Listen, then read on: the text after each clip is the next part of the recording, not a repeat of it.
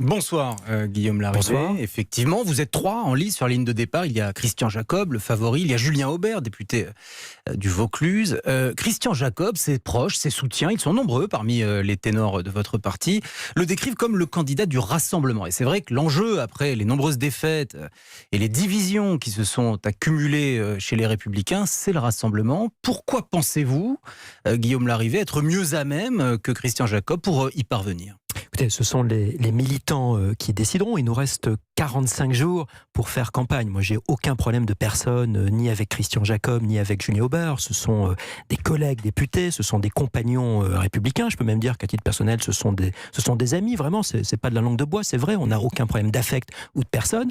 Maintenant, ce que je veux, c'est que ce rassemblement, il se fasse pas autour du robinet d'eau tiède. Je veux pas qu'on fasse semblant d'être d'accord sur tout, sur le plus petit dénominateur commun. Ce que j'aimerais, c'est emmener les Républicains sur une ligne audacieuse, une ligne claire, une ligne forte qui puisse demain rassembler la majorité des Français qui aiment la France. Alors justement, cette ligne, c'est ça dont nous voulons parler. Allons au fond des sujets. Vous la caractérisez vous-même, vous dites « Je suis le candidat national-libéral ».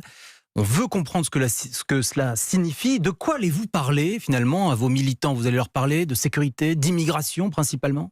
L'enjeu, c'est la France, c'est notre avenir. Moi, je suis convaincu que les Républicains ont vocation à être le parti de la nation et le parti de la liberté. Je vais prendre un exemple. Avez-vous des propositions concrètes que vous mettez sur la table du débat public ? J'ai lu par exemple une étude de l'ONU qui envisage, face à la faiblesse démographique de la France, un scénario que l'ONU elle-même appelle l'immigration de remplacement. Ce sont les termes exacts de cette étude de l'ONU. Ça fait forcément penser au grand remplacement, cette théorie complotiste d'extrême droite. Vous assumez ce vocabulaire ? Non, je dis que l'ONU a une étude qui évoque un scénario d'immigration de remplacement en France et en Europe. Et je pose la question, est-ce que nous, Français, nous assumons une immigration de remplacement? Ma réponse, et je voudrais que ce soit la réponse des Républicains de manière très claire, c'est de dire non, nous ne souhaitons pas un scénario d'immigration de remplacement. C'est une différence, je crois, majeure avec Emmanuel Macron. Je rappelle qu'en 2018, son gouvernement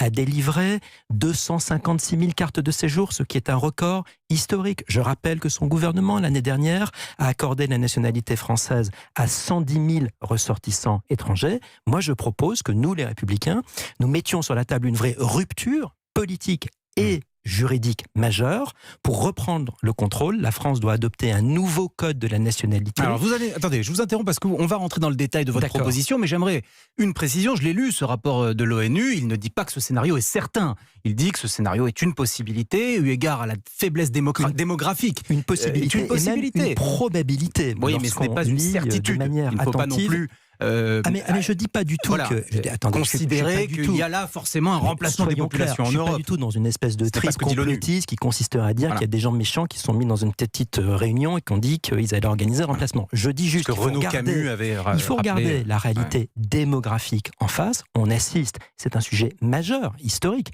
on assiste à une poussée démographique du continent africain à un moment où le continent européen est lui-même plutôt en diminution et en vieillissement. Cette immigration, que proposez-vous, vous, Guillaume Larrivé, pour la limiter ? Nous devons assumer un objectif d'arrêt de l'immigration de masse, et je propose aussi que nous définissions un nouveau code de la nationalité. Donc très concrètement, lorsque la session parlementaire sera ouverte dans quelques jours, je déposerai une proposition de loi pour supprimer le droit du sol et au fond pour redonner aux Français le droit de décider qui devient français. Ce que je ne veux pas, David Doucan, c'est qu'il y ait des automaticités d'acquisition de la nationalité liées seulement à la naissance en France et au séjour en France pendant quelques années. Il faut expliquer. Que la République française concrètement choisisse par décret de naturaliser ou pas des ressortissants étrangers. C'est ça que je propose. Aujourd'hui, le droit du sol, qui existe depuis François Ier en France, tout de même. En partie. Le droit du sol, c'est quoi ?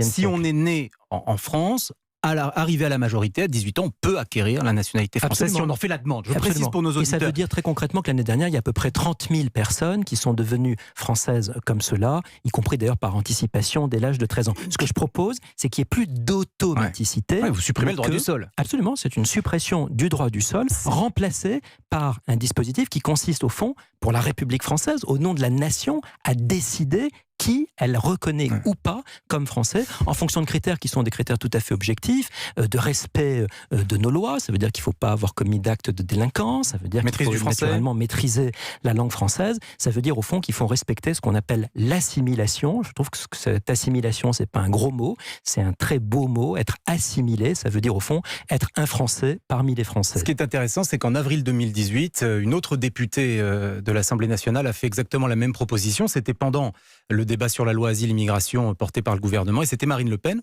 À l'époque, au nom du groupe Les Républicains, vous aviez dit non. Vous aviez dit non, il ne faut pas supprimer le droit du sol. Vous vous étiez exprimé à cette époque. Au nom du groupe Les Républicains, j'avais en avril 2018 exprimé une position qui consistait à modifier les critères vous vouliez simplement le modifier. Du droit du sol. J'avais exprimé cette position au nom du groupe Les Républicains. Aujourd'hui, en étant tout à fait conscient de cette évolution, à titre personnel, je propose la suppression du droit du sol et je propose que cela devienne la position des Républicains dans les mois et dans les années à venir. C'est une rupture. C'est donc un durcissement juridique de votre position sur cette question de l'immigration. Est-ce qu'on ne retombe pas, Guillaume Larrivé, dans ce qui a peut-être causé l'échec de Laurent Wauquiez, c'est-à-dire une ligne LR trop étriquée, trop dure, qui empêche justement le rassemblement? Je ne crois pas. Je pense qu'il faut vraiment regarder les réalités en face. Pourquoi j'évolue sur cette question par rapport à il y a 2 ans, par rapport à 2017 ou 2018? C'est parce que la situation elle-même a évolué. La situation de chaos migratoire ne fait que s'aggraver. À l'heure où nous parlons, David Doucan, il y a eu 854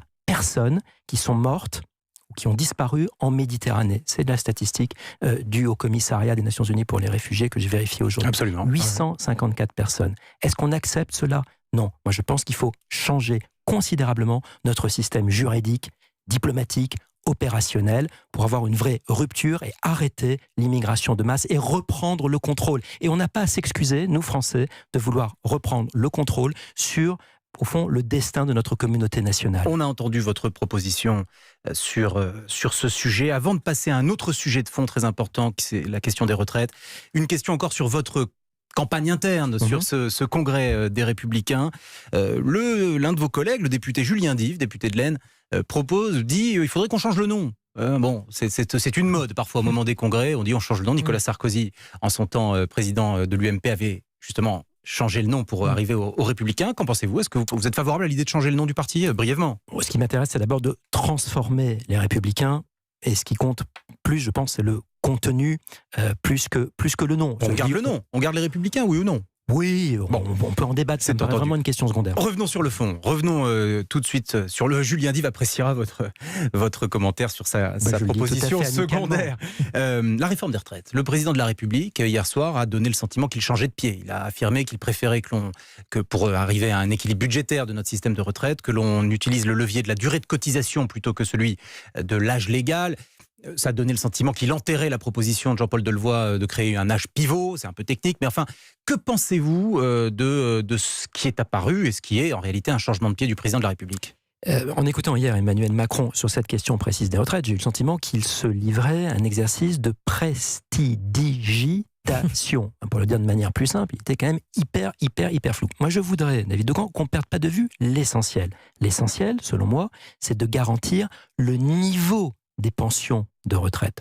Tout le reste, ce sont des modalités techniques. Le vrai sujet, c'est comment est-ce qu'on fait pour garantir le niveau des pensions de retraite.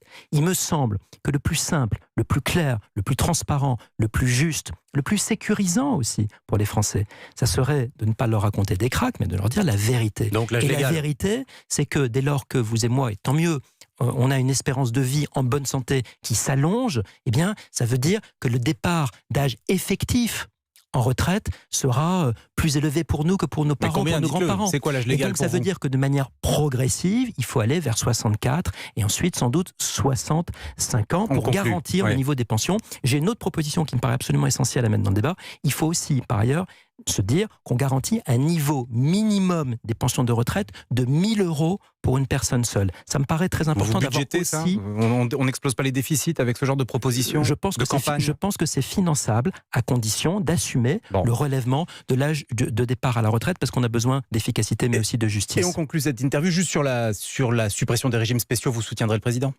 Je pense qu'il faut faire converger les régimes tout en acceptant que parfois il y a des situations qui nécessitent un militaire, il n'a pas le même régime des retraites que le conseiller d'État que je suis et ça me paraît tout à fait normal parce que moi je ne vais pas au feu sur le terrain. Guillaume Larrivé, favorable au maintien de certains régimes spéciaux dans le cadre bien sûr, des c'est une retraites. question de bon sens. On vous a entendu. Merci à vous. Guillaume Larrivé. Merci beaucoup David Doucan. Guillaume Larrivé donc en lice pour la présidence des Républicains. Merci d'être venu ce soir dans le studio d'Europe 1.